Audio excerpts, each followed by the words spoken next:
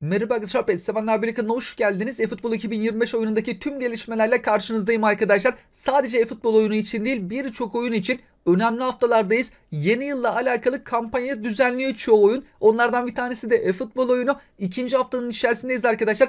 En önemli belki de haftaya giriyoruz. 31 Aralık tarihinde oyunda baya bir hareketlilik yaşanacak. Konami çünkü daha öncesinde 31 Aralık'ta gelecekleri bizlerle paylaşmıştı. Bir her şeye bakalım arkadaşlar. Öncelikle geçtiğimiz Perşembe gününe değinelim arkadaşlar. Gelenler özellikle de ücretsiz açma hakları veriliyor. Burada 17'de kaldık. Şu paketten şu an en fazla 17 tane açabiliyoruz. 18 tane açtığımızda garanti bir tane IP diğer paketten alabiliyorduk ya arkadaşlar, alamadık. O bir tane ücretsiz açma hakkı eksik olduğu için şu an bu paketten sol taraftan istediğimizi alamıyoruz ama önümüzdeki perşembe günü garanti alacağız. Bu paketten toplamda 26 tane ücretsiz açma hakkı veriyor Konami. 26'sını açtıktan sonra daha sonrasında garanti epimizi alalım arkadaşlar. Çünkü belki aldığımız isim buradan gelebilir. 2 tane epik elimizde olmasın. 26 taneyi açtıktan sonra bence diğer paketten alabilirsiniz. Şu ana kadar her şeyi yaptığınız takdirde 17 tane açmışsınızdır. Görevlerden şimdiye kadar 16 tane kazanabildik. Bir de geçen hafta giriş hediyesi olarak bir tane verilmişti.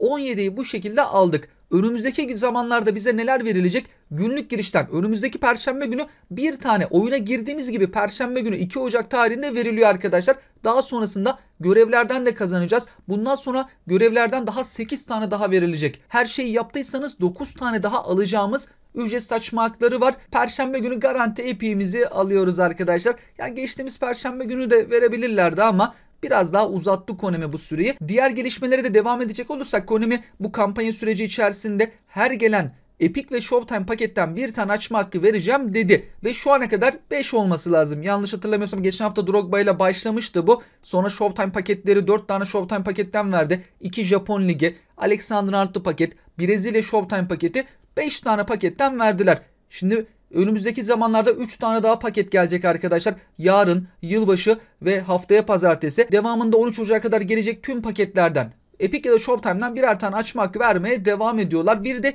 oylama var. Oyunda geçen hafta gelmişti birincisi.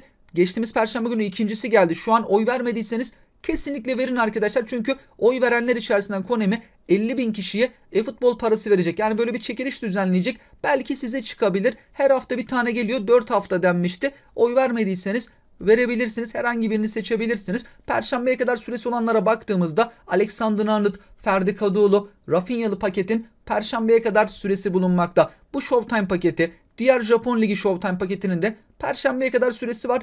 Birer tane ücretsiz açma hakkı kampanyadan dolayı Konami verdi. Player of the Week paketinde bayağı yüksek seviyeli isimler var arkadaşlar. Son dönemlerin en güzel Player of the Week paketi diyebiliriz. Seviye anlamında çok yüksek seviyeli bir Lig Player of the Week paketi geldi. Etkinliklere baktığımızda klasik Player of the Week ücretsiz açma hakkı veren etkinliğimizin Perşembeye kadar süresi bulunmakta. Ortaklaşa maç etkinliği, bu zorlu mücadele etkinliği tamamlayabildiniz mi arkadaşlar? İkisini de tamamlayabildiniz mi? Yorumlarınızı bizlerle paylaşabilirsiniz. Burada 2 tane galibiyet alındığında görevlerde de çünkü bazı görevleri tamamlıyoruz. O bakımdan bizler için önemli bir etkinlik. Penaltı etkinliği yine Perşembe günü gelecek. 50 futbol parası kazandığımız etkinlik. Perşembeye kadar süresi bulunmakta. Bir başka ortaklaşa maç etkinliği. Ligime eklenen kiralık futbolcularda epiklere baktığımızda Tomiyasu, Xabi Alonso ve Gans. Bu hafta eklenen epikler bunlar. Bu futbolcuları denemek, test etmek isterseniz de 10 maçlık da olsa ligimde alıp kullanabiliriz. Sadece ligimde kullanabilmekteyiz. Geçtiğimiz perşembe günü mağazaya sürpriz bir şekilde futbolcu eklendi ama seviye hayal kırıklığı arkadaşlar. 97 seviyeye kadar çıkıyor.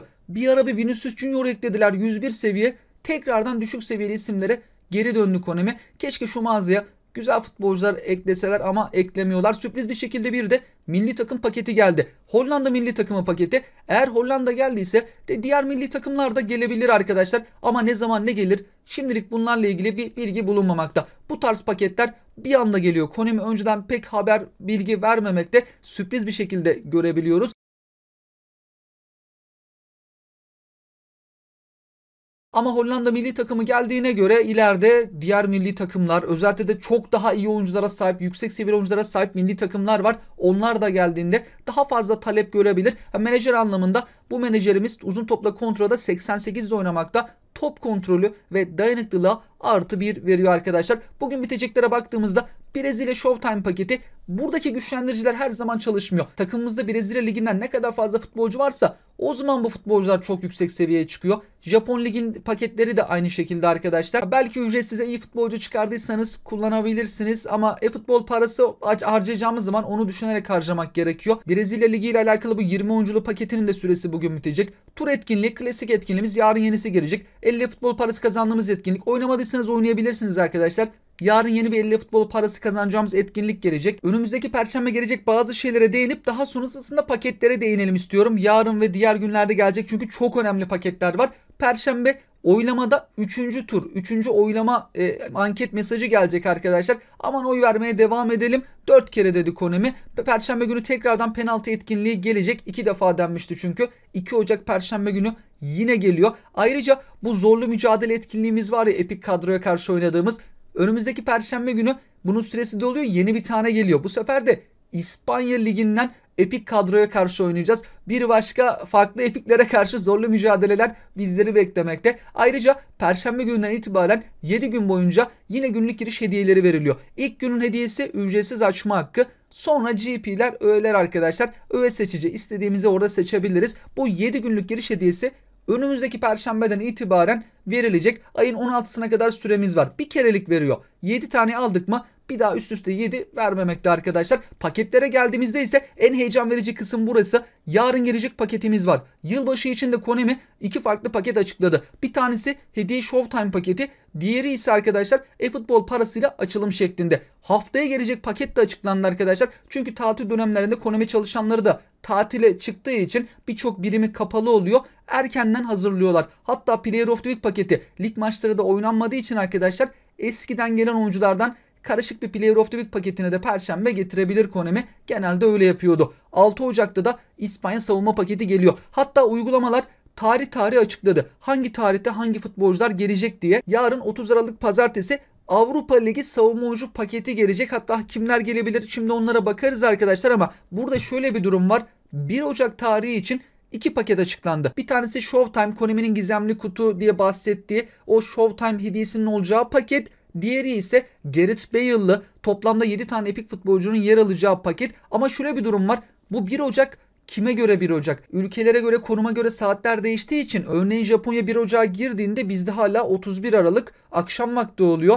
Yani buradaki 1 Ocak birazcık kafaları karıştırıyor. Çünkü Konami'nin de bir açıklaması var. 1 Ocak değil 31 Aralık'ta gelecekti diyor Konami. Bir ona bakalım arkadaşlar. Haftaya pazartesi 6 Ocak tarihinde de İspanya Ligi savunma paketi geliyor. Şimdi tek tek incelediğimizde şu 6 tane savunma oyuncusu arkadaşlar yarın ve haftaya pazartesi aslında geliyor. Kaleci Casillas, sağ bek Cafu, sol bek Alba, stoper Puyol, orta sahada da Busquets ve Pirlo. Bir stoper dışında savunma hattı ve orta saha tamamlandı diyebiliriz. Yarın 3 tanesi gelecek. Yarın gelecek paket bu olması gerekiyor. Seviyeler tahmin arkadaşlar. Resmi değil ama bu şekilde olabilir. Sağ bek Cafu ve Pirlo garanti. Puyol belki değişebilir. Diğer Barcelonalılardan birini de Konami tercih edebilir ama yüksek ihtimal Puyol yarınki pakette olacak gibi. Bu hafta gelecek paketler içerisinde en çok merak ettiğimiz paketlerden bir tanesi de hediye paketiydi. Ve 3 tane Showtime futbolcu da paylaşıldı. Paris Saint-Germain'den göbek futbolcusu Emery, Liverpool'dan santrafor futbolcusu Darwin Núñez ve Real Madrid'den de santrafor futbolcusu Endrick. Bunlardan bir tanesi hediye edilecek arkadaşlar. Beklenti o yönde. Konami resmi olarak bir tanesini hediye edeceğim demedi. Nasıl vereceğini de paylaşmadı. Oyuncu dağıtımı dönemi dedi. Büyük ihtimalle bir tanesini hediye eder yönünde beklenti bulunuyor. Onu da paket açılımı şeklinde mi yoksa Arsenal'da etkinlik gelmişti. Her biri ayrı etkinlik. Bir tanesini yapıyorduk, sadece bir tanesini alıyorduk. Ama eFootball uygulaması, seviyelere baktığımız uygulama paket açılımı şeklinde olabilir diyor. 3 futbolcu yer alır. Bir tane açarız, hatta paket açılımıyla alakalı da bir animasyon da paylaşıldı arkadaşlar. Biraz daha farklı bir şekilde mutlu yeni yıllar mesajıyla oyuncu gelecek arkadaşlar. Bir tane belki 3 futbolcu içerisinden rastgele bir ismi çıkarabiliriz. O şekilde de olabilir. Ama ne zaman? Burada Konami 31 Aralık dedi.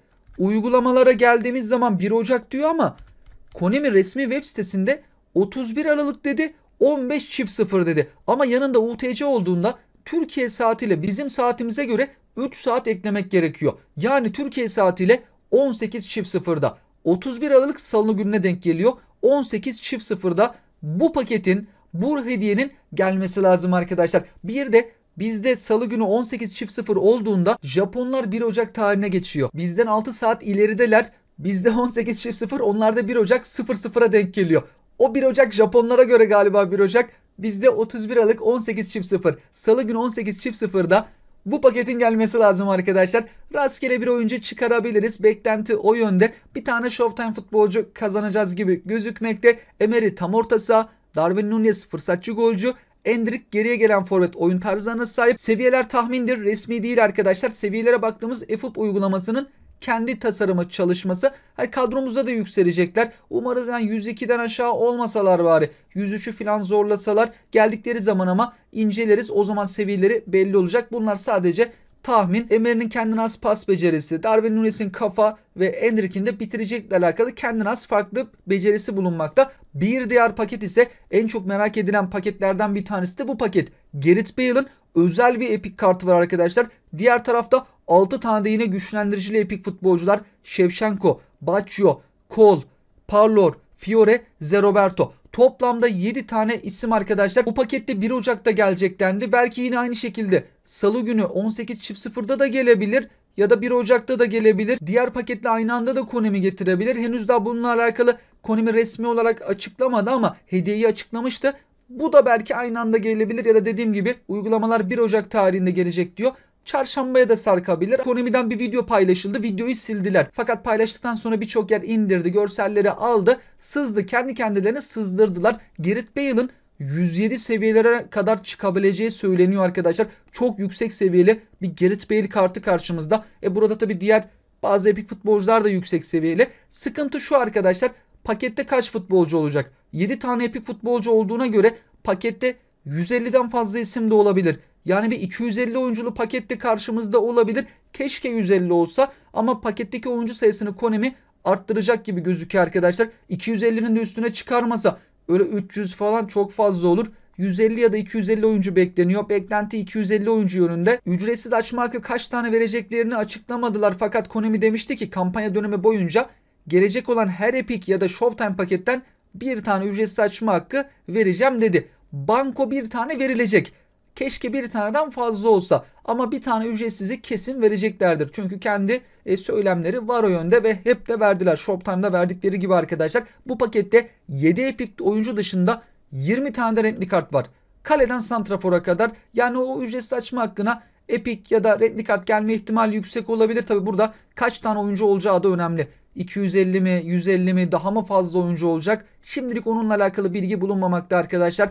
Epikler ve renkli kartlar, bunlar ya salı günü 18.00'da gelecek ya da çarşambaya da sarkabilir. Herhangi bir gelişme olursa ama ben yine sizlerle paylaşmaya çalışırım arkadaşlar. Bir sonraki haftaya geçtiğimizde, yarın değil haftaya pazartesi 6 Ocak'ta İspanya Ligi savunma paketi geliyor. Busquets, Casillas ve Alba bekleniyor arkadaşlar. Yarın Puyol'u eklerlerse o zaman haftaya gelecek üçlü de bu üçlü olacak. Bu pakette de renkli kartlar bu isimler. 8 tane de diğer renkli kart futbolcu. Oyunla alakalı şimdilik gelişmeler bunlar. Farklı gelişmeler sızarsa ya da Konami tarafından resmi olarak paylaşılırsa ben yine sizlerle paylaşmaya çalışırım arkadaşlar. Tüm bunlarla alakalı sizler de yorum ve görüşlerinizi bizlerle paylaşabilirsiniz. Konami'nin hediye edeceği 3 Showtime futbolcudan en çok hangisini istiyorsunuz arkadaşlar? Şu gelirse iyi olur, işime yarar dediğiniz varsa da onunla alakalı görüşlerinizi, yorumlarınızı bizlerle paylaşabilirsiniz. Şimdiden sizlere mutlu, sağlıklı, güzel bir hafta dilerim. Hoşçakalın.